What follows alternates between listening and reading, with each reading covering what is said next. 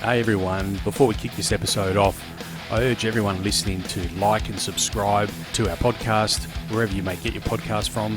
So if you listen to us on iTunes, please give us a 5-star rating, or also subscribe to us on Spotify.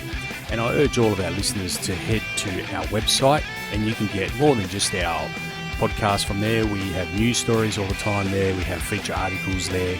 So head to tnpmedia.au. That's tnpmedia.au. All right, without further ado, we'll get stuck into the podcast.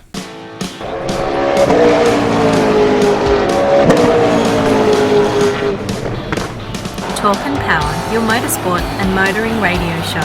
Now on 88.5 FM, The Valley Comes Alive. And podcasting across iTunes and talkandpower.com.au. Welcome to another episode of the Talk and Power podcast. I am your host, Nick Dicembre. I'm here with our co-hosts, Michelle Morrison over there and Simon Travaglini over there. Apparently I'm talking too loud. Let me turn myself down. That is the loudest I've ever heard you, Nick. I'm sorry. There we go. Sorry about that. I didn't bring a bowl of chips. I know. Oh, what are you going to do? And we're going to get stuck into the Bathurst, a bit of a Bathurst preview, I guess, aren't we? It is a preview. It is a preview to the big race. Anyway, before we get started, what have you been up to, Michelle? Oh, I feel like it wasn't that long ago that I said it last time, but once again, school holidays. So that's puts all other things on hold for the moment. But I suppose since we last recorded, engine's in the car. She goes, no surprises, but she sounds bloody good. Oh, sounds nice. And so, yeah, getting excited. Now I just got to give her a clean up. Oh, sounds good. Sounds good. And yourself, Simon? I got a phone call from Harry's friend, who is the guy that does all the artwork, or did all the artwork. He did some artwork for Frydenberg as well. Oh, yes. You know, the methanol forever and petrol. Yep. Gasoline or whatever forever. Yep. And it got me motivated because, talking about Harry and all the stuff, it just made me realise I'm 53. You know, I've probably got a good 10 left if I'm lucky of running a muck anyway. So I got motivated and I took the family cruising on Sunday in the XY. Yeah. And amazingly, it didn't break down, didn't run out of fuel, didn't overheat, did everything it was meant to do. But it is a little bit thirsty, a little bit. Works out that it gets 2.8 miles to the gallon. It's not great, but it's Just good for a cruiser. Yeah. Should get you down West Coast Highway anyway. Yeah. No, it's good. Everyone's got their rides running. It's good to hear. Yeah, I'll have to get down to the track. That's the next one. Anyway. You're just going to do a bit of a tune to get it down there so you can get it on one tank? Yeah, so I emailed Patrick from Pro Systems, who, you know, anyone that's looking for an alcohol or ethanol carby, I've been dealing with Patrick for 22 years. He's awesome. He emailed me straight back. It would have been Sunday night there. That's incredible service. And I just said to him, look, which emulsion, I gave him the specs on the engine, the cruise RPM, which emulsion or air bleed should I be going to try and lean it out a little bit. So he'll get back to me tonight, and if I get a chance, I'll have a crack. I haven't put it on a dyno. I haven't got any air-fuel ratio meters or anything on it. I've just been, you know, like we used to in the old days, just drive it down the road. Yeah. It feels a bit lame. That's it, eh? Sounds crisp or not. Yeah, there you go. Oh, well, that's great to hear everyone's up and running and ready for the season ahead of us. That's great news. We'll talk about the Motorplex shortly. But I thought we'd kick off the episode. We've got the big Bathurst 1000 coming up this weekend. Cannot wait myself. I know you're excited, Simon, as well. I say that with tongue-in-cheek. Tongue-in-cheek. And I've got a few stats here. Not stats, just a bit of trivia, a bit of data, a bit of a laugh. We've got, this year, we have 6 drivers making their debut, and they are Ryan Wood and Aaron Cameron. Cameron Crick. Cameron Crick is the son of Rodney Crick. Cameron McLeod is the grandson of Peter McLeod, if you remember back from 1987 with Peter Brock. Cooper Murray and Bradley Vaughan will all make their debut at this year's Bathurst 1000. Ryan Wood. Walkinshaw Andretti. Yep. The second car for Walkinshaw Andretti. Yep. Yep. But he's the son of someone? No, I don't believe so. No. So, yeah, it'll be interesting to see how these guys go, making their debut this year. They're no strangers to supercars. A lot of these guys have been in Super 2 or Super 3, so they're certainly no stranger to supercars, and it'll be really good to see how they go. Can you believe it's been 30 years since Craig Lowndes made his debut at Bathurst? And I can never forget that year because he passed John Bowe, John Bowe Dick Johnson entry, with about 10 or 15 laps to go, and I was mortified because I was obviously rooting for the Falcons. And Craig Lowndes, I said, who's this guy? You know, in his VP Commodore with Brad Jones, and passed John Bowe with a few laps to go. Anyway, John Bowe managed to get him back, but that was his debut, Craig Lowndes, 1994. It's been 30 years since he made his debut. And Craig Lowndes is the son of the... Frank. Cam's guy that had the Sierras band. That's right. That guy, Frank Lowndes. Seems like there's a lot of sons and so on another involved. generational motorsport. Yeah. So how old would Craig been when he made his debut then? Because Well, I was 19. He would have been 20. He's 1 year older than me. oh, there you go. Yep. So, yeah, he was 20 years old. So, our race record is from 2018. It was done in 6 hours and 1 minute and 44 seconds.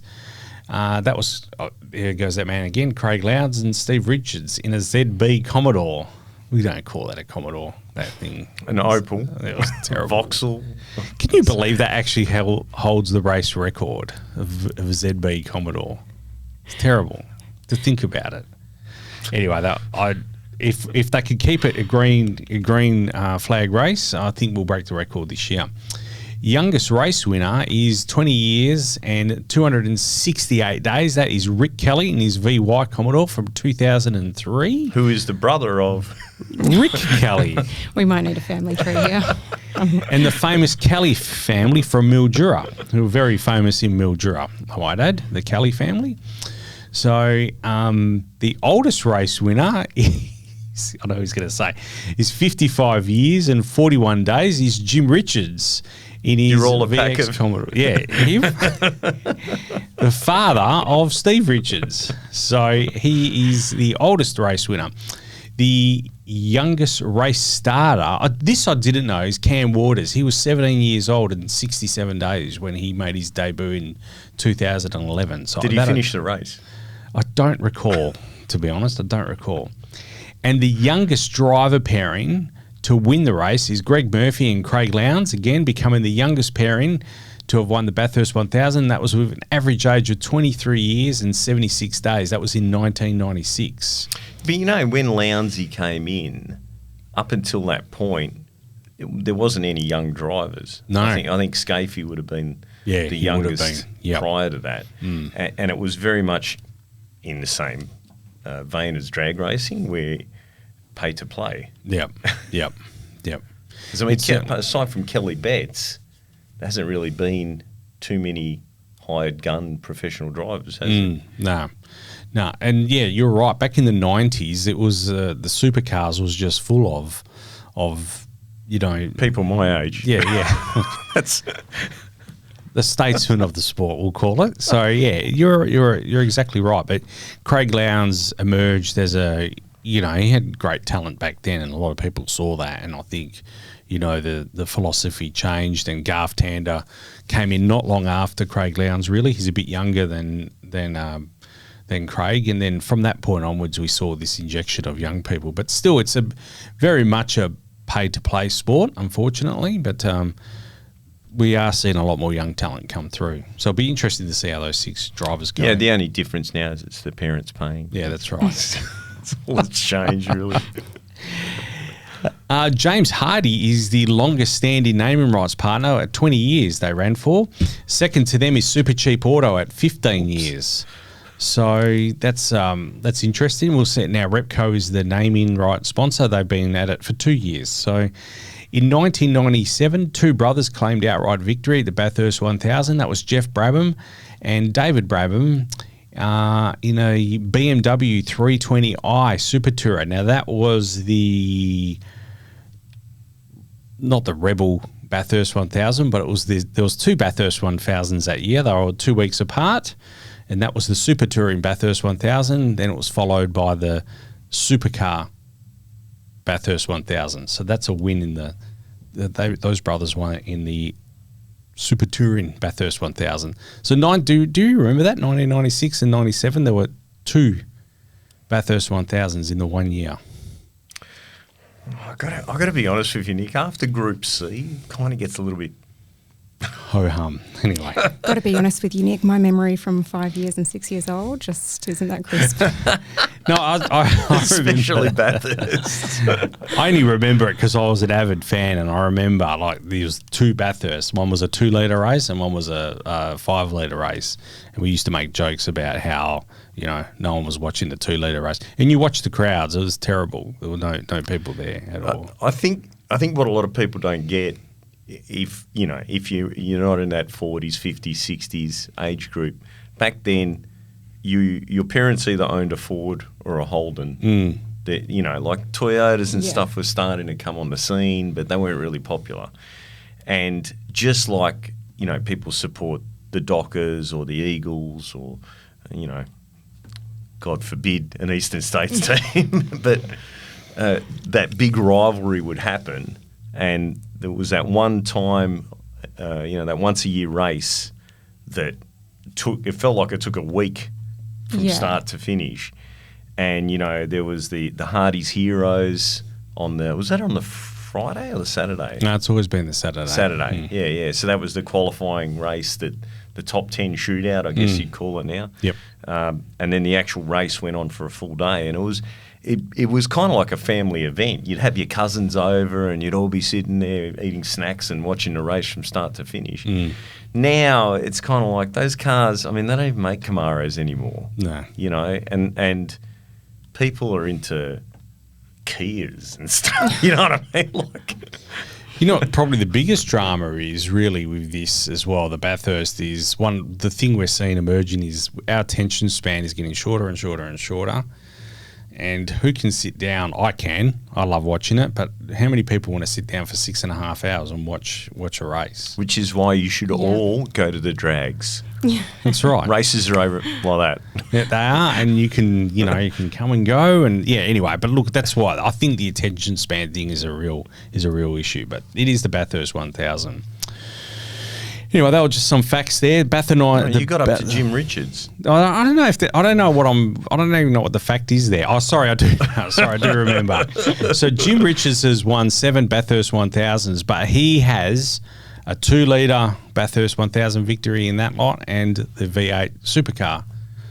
In amongst all of this, yep, you only mentioned Peter Brock with reference to Jim Richards. Is there a reason for that? No, Peter Brock won 9 times. There you go. But everyone knows that. No, I don't need that to be. I just thought I'd come out with some interesting stats. The youngest, the oldest. Raised the biggest victories for Holden. Peter Brock raced a Ford. He did. Yeah. He had the ANZ Sierra. No, that was Alan Moffat, wasn't it? Yeah. Are you sure? Yeah, Moffat had the ANZ. Who he had Mobil 1 on the Sierra. Mobil. Yeah. There you go. Yeah. Maybe it was Mobil. Yeah. Did that get banned by Craig Lowndes' dad as well? No, I don't think so. I think that was all good. That was all good. It was just the Texacos, wasn't just the winning ones, yeah. And just refresh my memory. After the 2 Sierras were, flagged for, depends, back then it was aerodynamic, then it was methanol and all these. Methanol never made sense to me because they'd have to fill up every lap. I know, they'd consume more fuel, wouldn't they? Yeah, absolutely. Yeah. Who was it that got awarded the win? Peter Brock. Oh, there you go. That's what I was. I walked straight into that one, didn't I? I know he's got his own mention. There we go. That was his last Bathurst victory, Peter Brock, in 1987. That was a round of the World Touring Car Championship back then, if you remember. So the world descended on Bathurst. Correct. And it was a round of the World Touring Car Championship. So there was Italians, there was Europeans, Germans. But we had remember Walkinshaw brought the Jags? Yeah, and that I was in think 1985. They won as well, They didn't did, yeah. The Jags won in Funny 1985. how when the Europeans used to compete, the Aussies didn't win that much. That's Anyway. true. That's true. Anyway, the Bathurst 1000 became the Bathurst 1000 in 1973. Prior to that, it was a 500-mile race, which was 800 kilometres. And you could do it prior to that solo if you wished. So Alan Moffat and Peter Brock both had victories driving solo for 800 kilometres. That's not a bad effort, really, when you think about it. What's that? That's Perth to... Carnarvon. But Carnarvon's about 900 and something. But Oh, it's just Monkey Mire. yeah, it's a bit short of that, Bay. isn't it? Yeah, imagine that. Flat To out. Albany and back. But with corners. But with corners, yeah. There's corners on the way. Yeah, but not like Bathurst. But anyway, no, Just congratulations as many to them. kangaroos. No. A good point. That's a very good point, actually. Will we see some kangaroos this year? So looking forward to the big race this Sunday. It'll be it's a fair bit of promotion around it as well. Channel 7 has sort of promoted it a bit this year.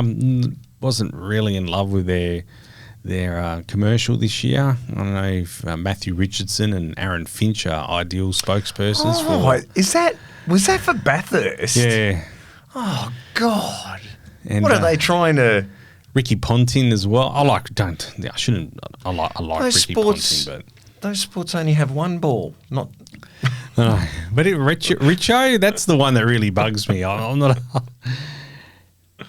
a Richmond supporter. Watching Matthew Richardson talk about Bathurst, I don't know. Aaron Finch as well. I don't know. Didn't excite me a lot. But anyway, that's. I think they could have done a little bit better. They're going to there. have a special screening at the Wacker. Is that? I don't think so. Yeah, they should do that, shouldn't they? They should do. Anyway, we'll be glued to the TV for that, and no doubt when we catch up again, we'll be talking all things Bathurst 1000. Predictions? My predictions are pretty much I can't see anyone outside of the 888 team not winning, to be honest with you. I think they've got it pretty formidable. Dominate. Yeah, Will Brown. Like to see Cam Waters have a victory there, but yeah, I think the 888 teams is fairly strong. Yeah, it would be really good to see Chaz Moster in the Walkinshaw Andretti Mustang as well. How he goes, they've always done really well at Bathurst. So, And this is the last Bathurst for the Camaro? no, Camaro will still be there next year. It'll be the second last Bathurst for the Mustangs. The Mustangs, yeah. Oh, For the Walkinshaw Andretti Mustangs. So they're with Walkinshaw Andretti for one more year, then they'll be Toyota Supras in 2026. Oh, yes, that's Which right. looks very nice, by the way. I didn't mind it, yeah. Yeah, I Some think of it the was renderings slick. we've seen. The Z4B, I mean Toyota Supra. I knew you were I was waiting for that one to slip in. So that'll be interesting to see Bathurst next year as well. Not next year, in 2026. We'll see them being debuted. And you said that they're running a V8. Yeah, Toyota V8. Toyota yeah, V8. Yeah, the one that was in the Hilux in the Dakar. They used in the Dakar. I had it written down. Todd knew what it was, but Yeah. I can't remember. Yep. So So they're not using the BMW 6-cylinder? no, they're not using a BMW engine. They're not. Because, They'll be branded as a idea, Toyota. I know. I'm just making light of the fact that, they went to all that trouble to develop the Coyote for the Mustang and develop the LS or LT for the Camaro, and now they're going to take a motor out of something else and put it in the Supra instead of just using the 6-cylinder BMW engine that's in there. I understand what you're saying, but I think because Toyota are behind this, they probably want a marquee motor of their own in that car. Yeah. That's how I'm seeing it. Yeah, so this is a production engine? I believe so, yeah. It's a bit of, Yep. What would it be? The Land Cruiser engine. I had it If written. you listen to our last episode, Yeah, we said what it was. I don't remember what it was. All right, but you got it's me, a you it's got a me. 5-litre anyway. You got me. It'll be interesting to see how they go. I've talked about it in my article that I wrote that it'll be, I think, good activation for the car will be the AFL Grand Final next year. Because we see Toyota basically Oh, has yeah. the whole field to Yeah, themselves yeah. at the AFL Grand Final, and instead of putting Poxy Hiluxes, and there was a Tundra this year actually. Did you see the Tundra at the Grand Final? I didn't see Yeah. it, but Are they Anyway. bringing I them know to the Australia? Tundras. They yeah, are, I was yes. just questioning. I've only ever seen them in the States. But Yeah. So there was a Tundra as well, and The first time I saw one, I was at Fontana. I was leaning against it. I thought it was an F truck. I thought it was like an F-250. the big. And the guy goes, "No, it's a Toyota." I was like, "What?" I walked around the front and it's a Yeah. Toyota. yeah. Bit smaller than the F trucks, but bigger than our. Oh, bigger than Hiluxes. Yeah. Have you Yeah. seen? There's a Nissan one as well. The Titan. Yes, that's it. And it's got a Perkins diesel or something in it. I don't know what the Nissan one has in it. Looks They're nice getting as bigger. well. It's got a Cummins. Yeah. The big trucks are coming.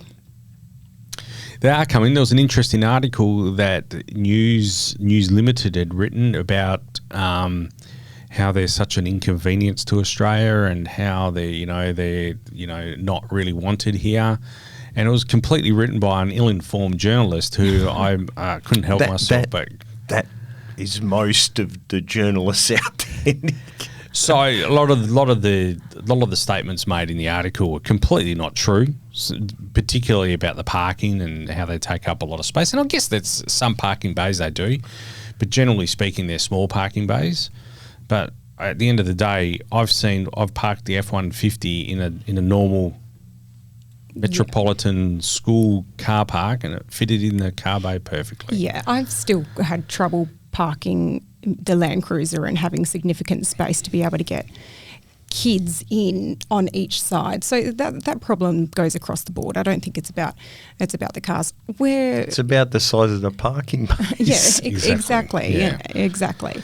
But I just think that they're perfect for our Towing drag way car of trailers. living. Yeah, that's true.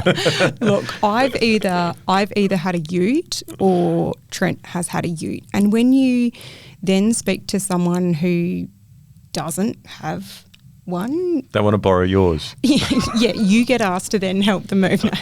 But you realise how much of an inconvenience it is to suddenly have to want to buy something at the shops, but not just be able to get it then and there. And Yeah, my I know. mum organised to have an IKEA thing delivered, and you may as well put it together while you're here. And it's like,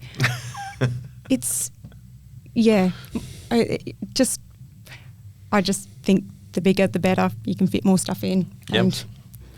And I if agree parking's the only wholeheartedly. issue, Coming from, I'll get some extra steps working to the front door. I'm a frustrated X-Trail driver, so I hear exactly what you're saying. I just You can don't get most of your IKEA stuff in an X-Trail.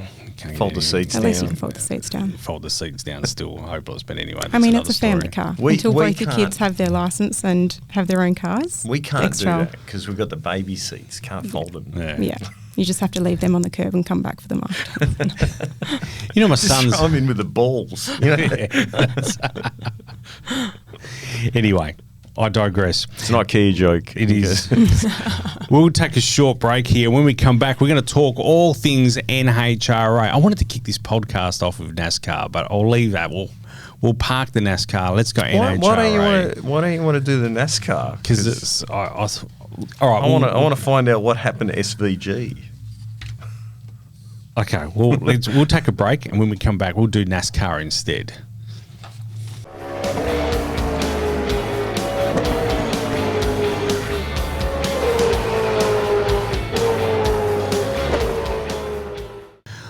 All right, welcome back to the Talk and Power podcast, episode 199. NASCAR did not fail to deliver. It was one of the greatest weekends of NASCAR. We're getting down to the business end in the Xfinity Cup, and I have to be honest, SVG's efforts at Talledaga were basically rewardless. He made the smallest of errors. You know, in the freight train of Talledaga, the car can get really light. It got a little bit loose. He saved it, went down on the apron, and I don't know if he had intentions of coming up from the apron, but the guy behind him somehow got sucked down onto the apron as well and took him out and sent SVG straight up the track. and in front of like 30 cars. And yeah, it was a nasty wreck. He's actually come out and said today it was probably the worst smash he's ever been in. So now he's on the bubble in terms of the countdown. He's going to have to really perform really well at the Roval in Charlotte, which is a road circuit. So it's in his wheelhouse, so to speak. But he's going to have to perform really, really well at the Roval to make it to the next stage in the countdown, because yeah, that wreck cost him quite badly actually. So yeah, it's wasn't pretty at all. We did talk about this when he started, that it helps when you got friends on the big oval. Well, we'll talk about friends in the Sprint Cup as well. A little bit. We'll talk about probably the biggest news of NASCAR this week was not the racing, unfortunately. It was the soap opera that's happening in the background. So, 2311 Racing, the team owned by Michael Jordan, that's the basketball player, and Denny Hamlin, and along with Front Row Motorsports, actually taking NASCAR, Jim France and NASCAR to court for anti-competitive and exclusionary practices to enrich themselves at the expense of the premier stock car racing teams. This is the claims made by Denny Hamlin, and they are saying that NASCAR are in violation of the Sherman Antitrust Act, which goes back to the 1800s, actually. So anyway, that's an interesting. Do you know what the Antitrust Act is about? Yes, I do. It's about basically. It was written in the 1890s. Is that right? Yeah, Am I yeah, right? yeah. Yeah. And it was an act to preclude or not allow what's perceived as anti-competitive practices. But so the reference to trust, as in like a family trust or a business trust. Mm-hmm. So let's say, for example, that you were Rockefeller, yep, and you had a monopoly on all the oil, and the government said, hey, you can't have a monopoly on all the oil because oil's pretty important. No worries, I'm going to sell to this Shell company, and I don't own any of that Shell company, but my trust owns that Shell company. So they created this Antitrust Act, which they're pushing at the moment. There's a few independents that are pushing for something like this to happen in Australia. Yeah, okay. Yep. It prevents big corporations having too much control. Still being able to have massive influence. Yeah. And look, we all know that it's still happening in America. You look at Apple and you look at Microsoft and so on. But Microsoft got cut up a while back. And Apple have kind of moved most of it offshore. I think they're in Ireland or somewhere, some tax haven where they don't pay any tax. Yep. So that's what it's. You're 100% right. It's to stop anti-competitive behaviour. So what are your thoughts on that? So basically, Denny Hamlin, Michael Jordan and Front Row Motorsports have not signed the charter agreement for next year. And the charter agreement basically doesn't allow them to participate in other forms of motorsport. We have had this happen in this country. I don't want to get into it because I'm going to offend a lot of people. Yep. But there is an organisation that was sent under, which was a grassroots organisation, and they were sent under because a few promoters got together and said, we want to control it. And they basically told, if you want to race at our tracks, you can't race it there, anything that's governed by them. And it bankrupted them because they were, like all grassroots organisations, they get their money from insurance, they get their money from licences and so on. But on the other hand, look at what the Frances have done for NASCAR. They grew that from a bunch of guys running around an oval dirt track, or I think originally on the beach, the early races. The beach, Daytona Beach. Yeah, exact. And then it went to oval dirt tracks and then grew to what it is now. So, and everyone's profited. That was the one thing about, the France family. They didn't just look after NASCAR. They looked after all the competitors because they've all made, literally billions of dollars out of it. Yeah. So I see both sides of it. If they were doing this and it was an existing organisation. It was an existing, let's say it was NHRA, and they were saying, oh, well, we've got our thing and no one can go race, in this other thing, then I would disagree with it. But it's kind of, they invented it. Yeah. So I kind of get where they're going with it. But on the other hand, I also look at it and go, well, you know what? NASCAR's that big. Does it really need to worry about a competing organisation? Yeah. You know? It's interesting. We'll talk about Danny Hamlin shortly, but I'm not sure. As I said, he hasn't signed his charter agreement for next year. So him and Front Row Motorsports are the only two that haven't signed. Bubba still drive for him? Correct. Yep. Bubba Wallace. So it'll be interesting to see what happens there. We'll watch that space. The one thing I will say, the Talledaga race that was on just on the weekend, Danny Hamlin, if you understand Talledaga, the race is slightly similar to Daytona. You're in a queue. You're in a line. If you jump out of that line, the hope is that the guy behind you, jumps out of the line as well and pushes you to the front. He jumped out of the queue and not one single car jumped out with him. And he sailed, I mean literally sailed right to the back. Yeah, that's what happens. And he came on the radio and he said, well, that sucked, didn't it? So I don't know if they were looking up ahead and they saw number 11 pop out of the line and just straight back. The other car that popped out of the line was Kyle Busch as well. Yep. Near the end of the race, jumped out of the queue in hope to get to the front. No one jumped out with him. So this sport is becoming so entrenched in, as you said, you'll find out who your friends are. Yeah. And the winner, like Ricky Stenhouse, he only got that win because Byron Wallace pushed him to the victory. Pushed him. Now Hamlin used to drive for Joe Gibbs. Still does. He still does. He still does. He's still Joe Gibbs. So he races with Joe Gibbs, but owns another team. So how does this work? Because Gibbs doesn't come across as the kind of guy. No. So he's still a paid driver by Joe Gibbs and still continues to race, but owns his own team. I reckon. And then Gibbs, do they work in partnership a little bit? Do they? No, not really. They're going to give each other the push, or you're on their own? I don't believe so. I'm more like Gibbs calling him into the office going, what's this? What are you doing?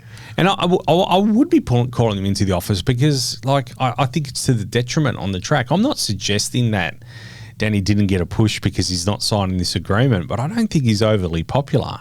No, but he never has been. Yeah, but when you jump out and you go straight to the back like that, it's telling you something. It really is. Because he never has been popular. No. And it sounds like this agreement has been in place for a really long time. And what's their reason for wanting to break away from it now? They don't want competition. So obviously, Michael Jordan and Hamlin have got something. They know someone wants to do something. They're wanting to do something else. Someone probably wants to. And so they say, "Hey, we're not doing it. Who's going to follow us?" And no one else is really kind of showing support in their direction at the moment. No. Well, Front Row Motorsports, that's the other team that hasn't signed the agreement. So there's two teams that haven't signed it. But it's not. It'll play out in court in the coming months, no doubt. But I just couldn't help but think, we were seeing the results on the track. Not to suggest that Kyle Busch has anything to do with it, but he didn't get the push either. So it was interesting. Kyle Larson was pushing Brad Keselowski, but nowhere near as hard as, in my view, Byron Wallace. And he got Ricky Stenhouse Jr. the win. This race here was at one stage they were 4 wide, 7 deep. And it was incredible. And they had cameras inside the cars and inside the bumpers.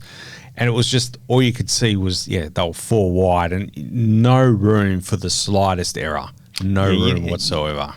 When you get to the corners, the people drafting actually have to back away because the cars have got no aero at the back and they'll start getting into a slide. So, it's incredible to watch when they're... Yeah, that's 28 cars. It was 28 cars in a block, just going around the track. Watch it. It's a phenomenal race. I really enjoyed it, and I'm looking forward to the Well, I think NASCAR has gone such a long way in such a short period of time. They were pretty much, after COVID, it was almost not lights out for NASCAR, and they've turned it around. I can't help but think the NBC broadcast has helped their position. People like Lee Diffie as well. He's only new to the team, but their commentary team is really, really good. I just can't help but think that they've been able to turn it around because of things like using NBC as your broadcast now. Yeah. And, I can't help but think that, Supercars probably at their next TV deal needs to consider something like that as well. Anyway, we'll see. We'll take a short break here, and when we come back, we'll jump into NHRA and everything. We'll finish off the show with drag racing pretty much. So, yeah, we'll take a short break and we'll be back right after this.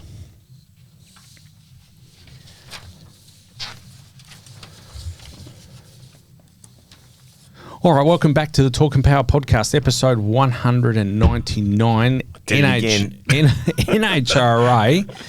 I have been watching a little bit of NHRA, and I am rooted to the TV. I'm going to hand over to the two of you, and you can tell us everything that's been happening in NHRA. It's been a while since we last reported on the NHRA, and there's been no less than 5 NHRA national meetings since then, including the Toyota NHRA US Nationals, or as some people call it, the Big Go. And we are now in the countdown, or as NASCAR guys like to call it, the playoffs. And this is where everything, all the hard work leading up to this part of the season counts. So let's look at who's in the top 10 for each class. In Top Fuel, Antron Brown is leading the pack by 34 points ahead of Justin Ashley, followed by Langdon, Coletta and Torrance, all within a few rounds of the lead. 103 points back, we find Schumacher, who won the most recent event, the Midwest Nationals, and behind Schumacher, the fan favourite Clay Millican and then Brittany Force. Tony Stewart in his rookie season and rounding out the 10, 231 points behind the leader is Billy Torrance. It's anyone's championship in that top 5. No easy races in the whole top 10. In Nitro Funny Car, it's a different story. Austin Prock is 105 points ahead of his teammate, Fast Jack Beckman, who is earning points for his boss, John Force, as John is still recovering from that horrific accident earlier this season. And on that note, John has officially announced his retirement as of July 29th. So this is his last hurrah and opportunity to win a championship, even though he's not driving. NHRA rules allow a substitute driver to drive the car in the event of the normal driver not being able to do so, but they are restricted to a maximum of 8 tour events. This is why John Force Racing delayed putting the car back on track. If Jack can take the lead and hold on to the end of the season, he will win the championship for John Force. Jack was also the most recent winner at the Midwest Nationals, showing that the team, car and driver combination have what it takes to win. Behind Jack and John is the king of speed, Bob 340 mile per hour Tasker. Then 194 points back, Caps, 205 back, Hagen. Then Todd, Alexander, Wilkerson, Green, and rounding out the 10, a whopping 309 points behind, is Alexis DeJoria. The Pro Stock points look a lot like Top Fuel in that it is still anyone's championship between the top 4. Dallas Glenn is leading by 31 points over Aaron Stanfield, and these two have had a stellar season, exchanging blows on the start line and in the championship points lead. 59 points behind Stanfield is teammate Erica Enders and then Greg Anderson. After that, the point gap opens up with Jed Coughlin Jr., 232 points behind the leader. Then Christian Cordra, Jerry Tucker, Troy Coughlin Jr., Matt Hartford, and rounding out the 10 is Eric Lantino, 310 points behind the leader. I've got to admit, I expected another runaway season by Gage Herrera, but up until the last meeting, the V-Twin standout Matt Smith was leading the points. Some have accused Vance and Hines' team of throwing races to avoid weight penalties during the countdown. The next 3 races will show if this is the case. Matt now sits 34 points behind Gage. Vance and Hines' teammate Richard Gadsden is next, followed by Hector Arana Jr., 134 points out of the lead. Chase Van Sant rounds out the top 5. Then Angie Smith, John Hull, Yavana Evaristo, sorry for butchering your name there. She's actually the daughter of Mike Salinas. Yes. Yeah. Who is a legend. Anyway, Mr. Carburetor, Steve Johnson. You know he still runs carbies on there. He doesn't run EFI. Incredible. And in 10th spot, Chris Bostic, 308 points behind the leader. There are only 3 races left in the NHRA season, including this week's Texas Motorsport Stampede of Speed, an 11-day-long celebration of drag racing, bull riding and all things Texas. This event is in conjunction with the People's Top Fuel star Scott Palmer and the Pro Bull Riding Association, and features concerts, bull riding, drag racing, and it kicks off with a cattle drive through the town of Waxahachie. I don't know how to say it either. That will do. You don't get much more Texan than that. That is an awesome event. Have you heard? I've heard a podcast from the. I can't remember her name, but she is the owner or the owner's daughter of that event, the promoter, and that sounds like we need to go to this. It sounds really cool. How Yeah, long has it been? so the Texas Motorplex was Billy Meyer? Yeah, so it's Billy Meyer's daughter. Yeah, that she did runs it now. Yeah. This is, we need to go to this. When she spoke about it, I was like, oh, we need to go. It's just an awesome 11 days. And you know, there is something on every single day. Yeah. So if you like, whatever it is you like, I think there's something there for everyone. you know? There's bull riding, there's the like cattle muster through the centre of town. They run the streetcar event. They used to, I don't know if they're going to do it this year, but they used to run the Nitro Door Slammers. Mm-hmm. Yes. It's radial racing. It's just full on. It's 11 days of just full onness. Yeah. Yeah, that sounds awesome. And look, I just want to go touch base. I just want to sort of walk back to Top Fuel a little bit here. Did you watch Tony Schumacher win that race on the weekend? That was emotional. For him, I think he still has a slight glimmer of hope of winning this championship. And so there's a bit of background on this. So what it was, he's obviously got the funding, right? And this isn't his money. The team is owned by, he's a paid driver, right? But it's basically his old team. Okay, now yes, back in the day he had Cylinderheads.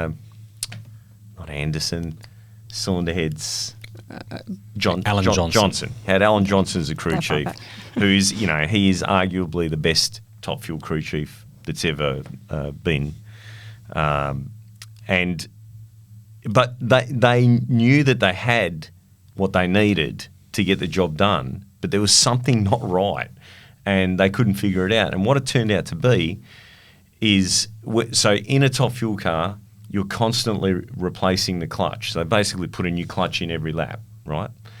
And one or two of those floaters and clutch discs get thrown away because they're worn too much, and then the rest get dressed, and they're dressed on this grinding machine. So it's basically like a big cone, and the disc goes on a magnetic plate, and it spins around and it grinds it flat.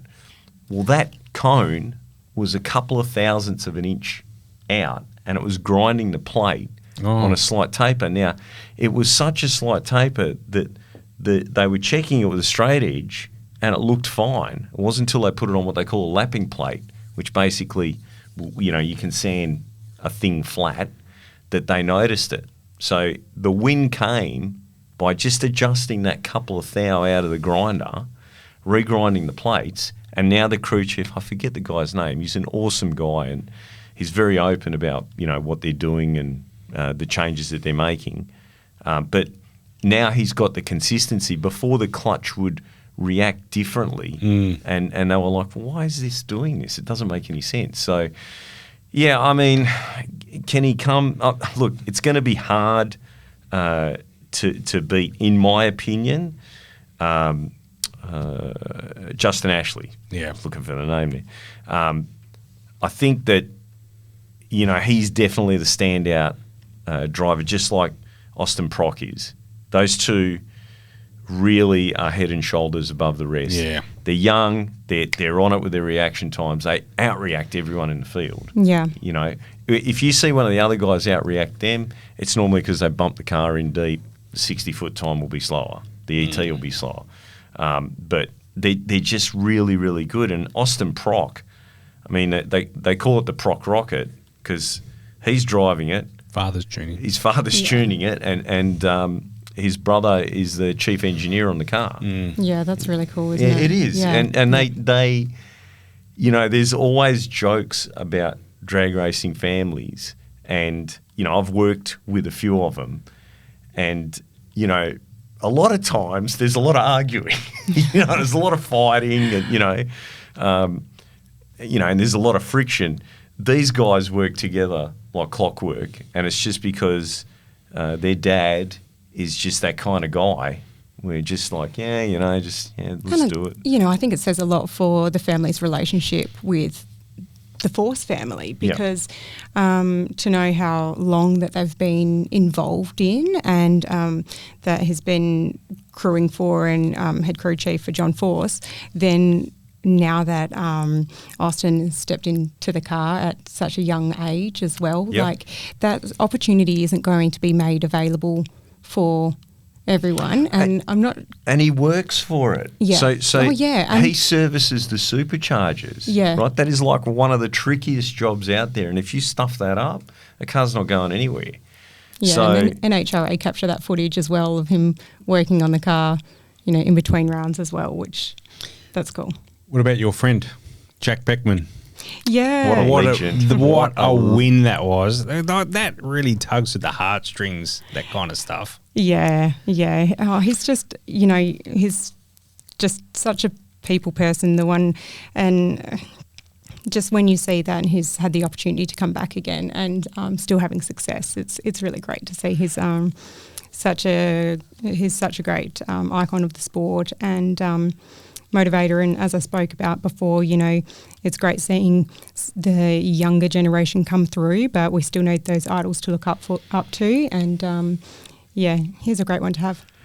He's so humble. Yeah, absolutely. He gave an interview the other day, and he said, I think he fixes roller doors or something. Yeah, now. was it working on elevators or something? Oh, elevators. Yeah. That's it, elevators. And he was on his way between jobs, and he said, you know, look, at the end of the day, you know, I'd rather be drag racing, but I still got to do this. You know what I mean? This is my gig. You just think that, like, how much you blink and your life changes, and that opportunities was a part of your life that's not there anymore, and now he's had the chance to return to it. And look, we don't know how long it's going to be, but I'm sure that he would be, you know, he'd just be rapt to be able to relive it again. And it's a great ring again. Isn't he? Really? Well, I mean, about it. I don't understand why he's been sidelined for so long. Let him do the commentary at the pro shootout. He's brilliant. He's brilliant in interviews. Yeah, he speaks so well. I don't understand either. It's I guess it's just one of those things that we don't know why. If he hasn't been picked up as a driver, why not as in commentary? Yeah, it's a good point. He's probably, I mean, But you know, he's not as saying that, do we see that often in NHRA where races then go to commentary? You know, we see that a lot in other sports, you know, like with F1 and even our AFL. Yep. But I'm trying to think about if we've really seen that. Tony Pentagon's really the only one that comes to mind. Yep. And the thing is, you're not going to get many much more controversial than Tony Pentagon. Nah, true. And see, if I did Andra, Mike Dunn did it for a while as well. Little features, yeah. Yeah.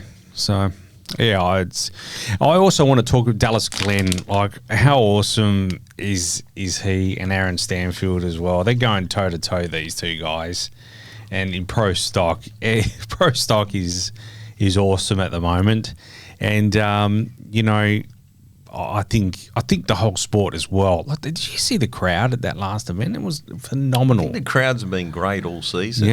Yeah, it's big numbers they're getting through there. So the sport is in great shape. Again, it's come out of COVID. It's come out of, a couple of years in the wilderness, and it's looking really, really good. And after the race that I saw on the weekend, my eyes are glued to the TV. Cannot wait for this for this season to come to an end. All those Trump voters out there.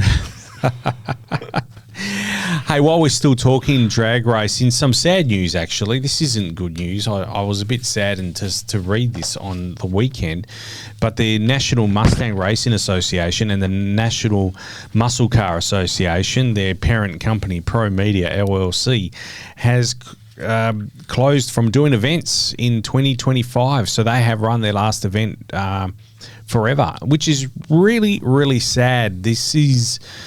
Simon, Michelle, would you call it grassroots sort of racing? If I was American, would I get into NMCA or NMRA? I used to follow the NMCA, in particular it's called Super Street Class. Yep. Very, very similar to how the XY used to be. They're like 400 or 500 cube motors, single stage nitrous deal.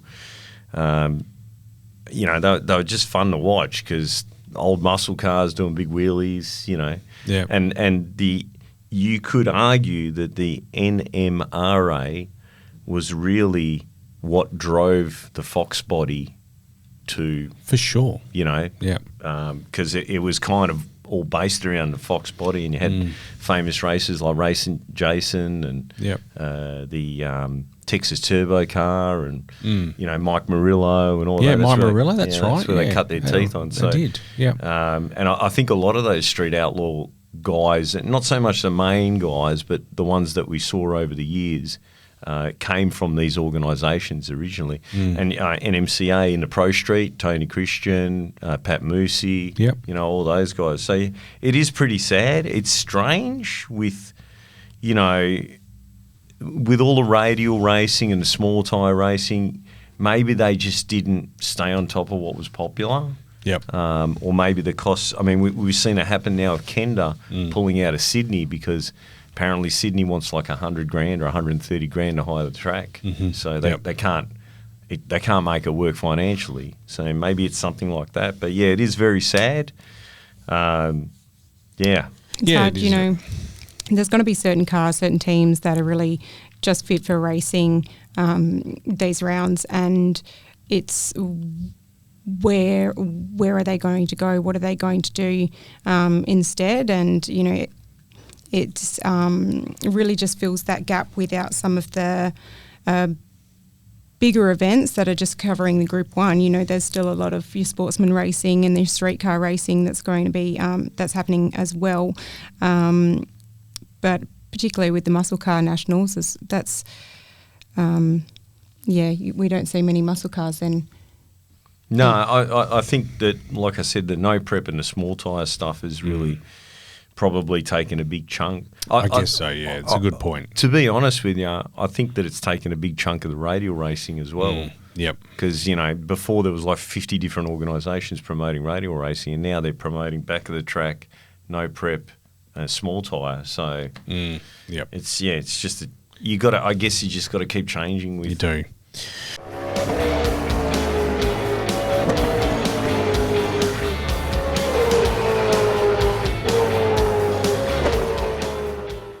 All right. Thanks, Michelle. Thanks, Simon. Thanks for coming in. We'll see you in a couple of weeks' time. Thank you very much. See you. Take care.